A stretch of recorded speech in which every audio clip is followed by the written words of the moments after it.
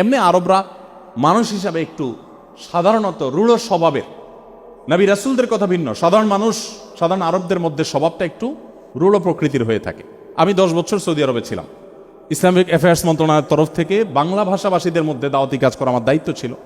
তো ফ্যামিলি সহ থাকতাম। আমার বাসার সামনে আমি একবার দেখলাম এক সৌদিয়ান যাচ্ছে, তার পেছন দিয়ে তার ছোট বাচ্চারা যাচ্ছে, কত 5-6 বছর বয়স হবে হয়তো। তো বাচ্চাটা বাবার পেছনে দৌড়ে দৌড়ে যাচ্ছে।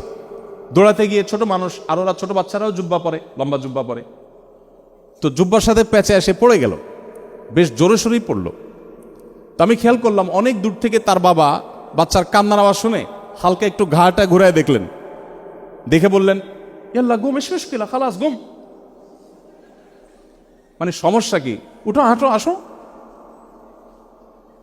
আমি আমার মিসেসকে বললাম যে দেখো তো, এটা কোনো বাঙালি বাবা দ্বারা সম্ভব?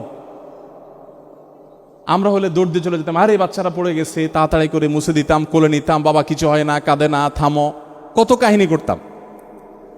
আর ওই লোকটা আমি দেখলাম, আমার চোখের সামনে দেখা ঘটনা, যে অনেক দূরে বাচ্চাটা পড়ে আছে, কাঁদতেছে, বেশ ব্যথা পাইছে, বলতেছে খালা আসিস মুশকিল লাগুম, সমস্যা কি, উঠো দাঁড়াও আসো।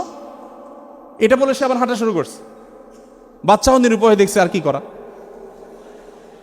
কষ্ট করে উঠে বেচারা হাঁটা শুরু করে দিস। সেই আরবের মানুষ, এটা তো আমি বলছি 10 বছর আগের কথা, আর 1500 বছর আগের বাস্তবতা কি ছিল?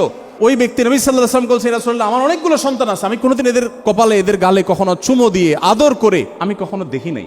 নবী করিম সাল্লাল্লাহু আলাইহি ওয়াসাল্লাম তখন বেশ শক্ত ভাষায় বলেছিলেন, যে ব্যক্তি মানুষের প্রতি দয়া করে না, মায়া করে না, ভালোবাসা দেয় না, স্নেহ দেয় না, মমতা দেয় না, সে ব্যক্তি আল্লাহর পক্ষ থেকে স্নেহ মমতা ভালোবাসা পায় না। নবী করিম সাল্লাল্লাহু আলাইহি ওয়াসাল্লাম কি করেছেন বিশ্ব মানবতার জন্য? নীতিবাক্য বলা বহু মানুষ আপনি পাবেন, থিওরি দেওয়া বহু মানুষ আপনি পাবেন, একটি বিষয় দেখাতে পারবেন না যে মুহাম্মদ সাল্লাল্লাহু আলাইহি ওয়াসাল্লাম শুধু থিওরি দিয়ে গেছেন।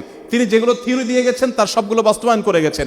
মাত্র ওই যে বললাম, মদিনায় আসার পর 10 বছর স্বাভাবিক জীবন যাপন করার সুযোগ পেয়েছেন, তাও প্রতি বছর যুদ্ধ, এক না একাধিক, প্রতি রাত তাকে টেনশন নিয়ে ঘুমাতে যেতে হতো। এত চাপের মধ্যে, ভেতরের চাপ মদিনার ইহুদিদের, মুনাফিকদের, বাহিরের চাপ মক্কার মুশরিকদের, আর আরো দূরের চাপ রোমানদের, বিভিন্ন অনারব শাসকদের, রাজাদের, এত কিছুর পরও নবী করিম সাল্লাল্লাহু আলাইহি ওয়াসাল্লাম, তাকে আপনি দেখবেন যে তিনি তার এই জীবনে যা বলেছেন তার সবগুলো তিনি ইমপ্লিমেন্ট করে গেছেন, বাস্তবায়ন করে গেছেন সাল্লাল্লাহু আলাইহি ওয়াসাল্লাম। আলোচনা করতে করতে হয়তো অনেক দিক চলে যেতে পারবো, অনেক আলোচনা করতে পারবো, আমার মনে হয় আমরা কনক্লুশনে চলে আসি।